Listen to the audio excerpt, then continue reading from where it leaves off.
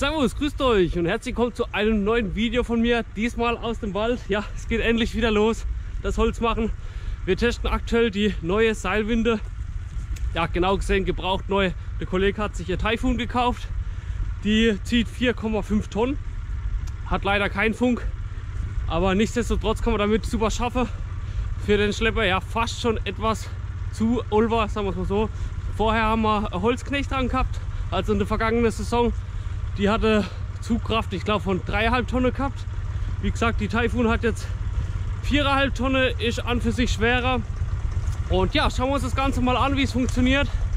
Und wir sind jetzt gerade bei der ersten Versuche, erstes Los für dieses Jahr. Und ihr seid natürlich mit dabei. Also, legen wir mal los. Und dann würde ich mal sagen, viel Spaß.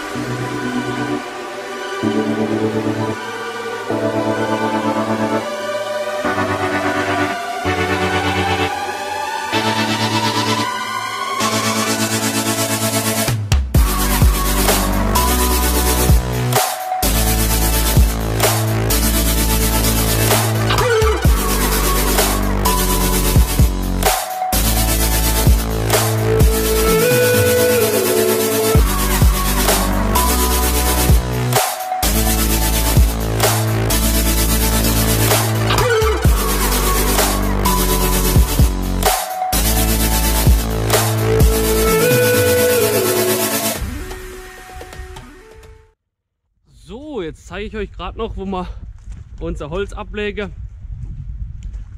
Also wir sind jetzt dort oben im Fläche los, da wo der Jägersitz ist. Ich weiß nicht, ob man es erkennen kann. Da geht es hinten dran links rein und dann immer der Wald rein zu. Also das Gebiet, das Fläche los, hat eine Fläche von ja, knapp 2 Hektar, schätze ich mal. Das ziehen wir dann hier vor und legen es hier an der Seite ab. Ja, derzeit ist es ziemlich nass, mittlerweile auch recht schmierig, dementsprechend. Heute Morgen war es noch schön gefroren. Ja, sobald die Sonne rauskommt, gibt es dann einen Matsch. Ja. Der Weg hier ist generell sehr verfahren, nicht nur hier, sondern auch ringsrum. Die umliegenden Wege sind ziemlich verfahren. Es war einfach die letzten Wochen sehr, sehr nass. Und die Leute, die dann dementsprechend im Wald Holz geerntet haben, also mit den richtig großen Maschinen, haben auch dementsprechend die Wege zusammengefahren. Ja. Und jetzt kommen wir hier mit unserem Schlepperle. Und da muss man dann schon bedacht fahren, dass man sich nicht festfährt. Aber naja, wir sind hier unterwegs mit der Winde und der Schlepper, ich schätze mal 2,4 Tonnen. Und die Kollegen, ich weiß nicht, was wiegt denn so ein Vollernter? 30 Tonnen, 25 Tonnen. Also das ist eine ganz andere Hausnummer. Und dementsprechend sehen dann halt auch die Wege aus, wo wir dann mit unseren kleinen Maschinen gucken müssen, dass wir dementsprechend gut durchkommen.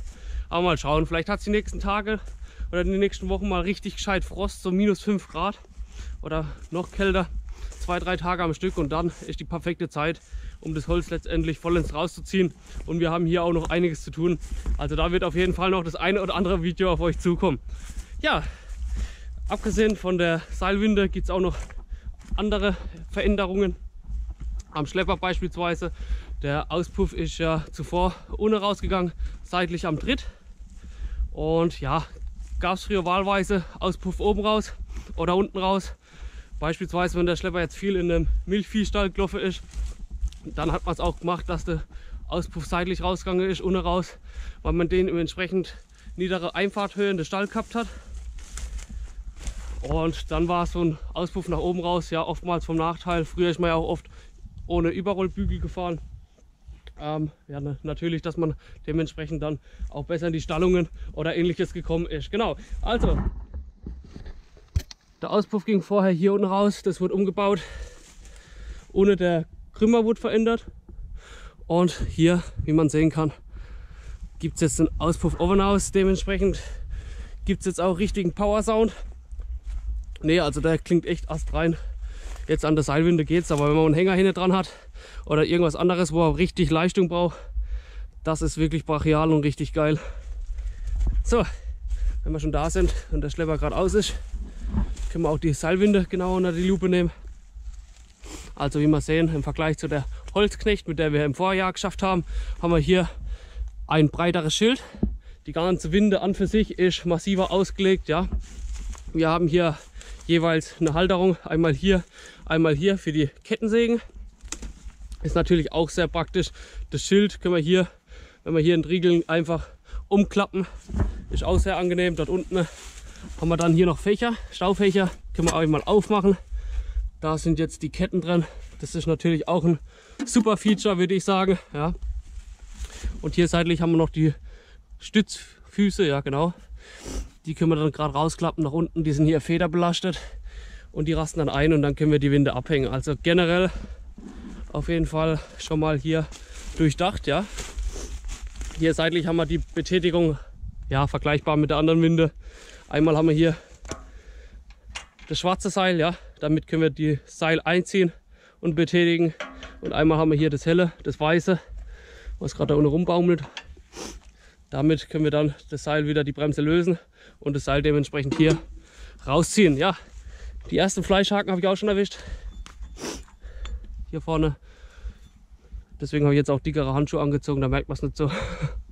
Genau, das ist einfach, wenn das Seil hier ausgefranst ist, da muss man dann einfach ein Stück kürzen. Und dann geht das Ganze wieder. Ja, wie ich finde, ein sehr, sehr schönes Gespann. Und ich denke mittlerweile auch seltenes Gespann. Also ich kenne jetzt niemanden, der mit einem vergleichbaren 353 und so einer Winde im Wald unterwegs ist. Aber ich denke, das ist auf jeden Fall machbar. Und fehlende PS werden hier einfach durch, ja, fahrerisches Können ausgeglichen, würde ich behaupten.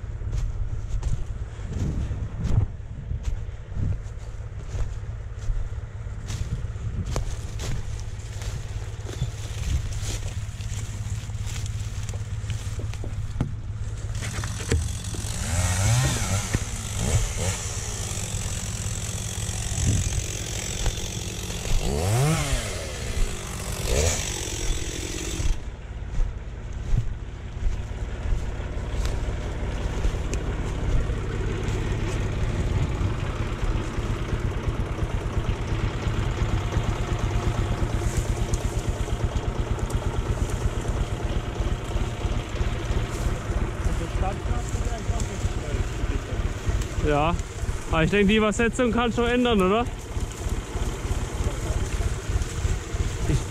Ich meine auch das Ansprechverhalten von der Betätigungskraft. Das kannst du einstellen normalerweise, ne?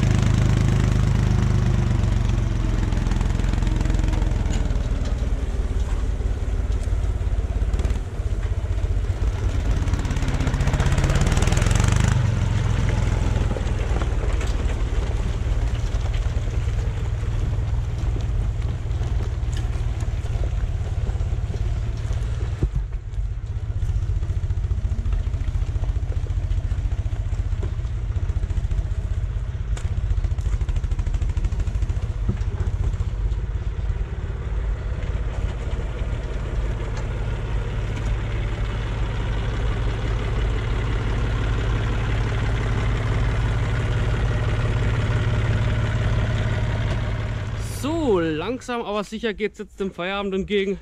Der Kollege ist gerade schon auf dem Heimweg. Ich laufe jetzt noch zum Auto, verstaue dann die Kettensäge, Helm und so weiter. Ja, Fazit zum heutigen Tag hat soweit alles super geklappt. Befahrbarkeit, ja, war jetzt nicht die beste, aber es ging auch. Ja, ein bisschen Hirn, ein bisschen Verstand, dann geht es.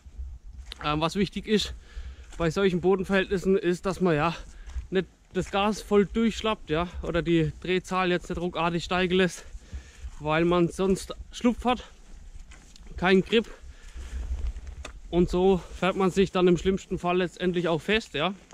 Und das wollen wir natürlich nicht, deswegen muss man da schon mit Köpfchen fahren.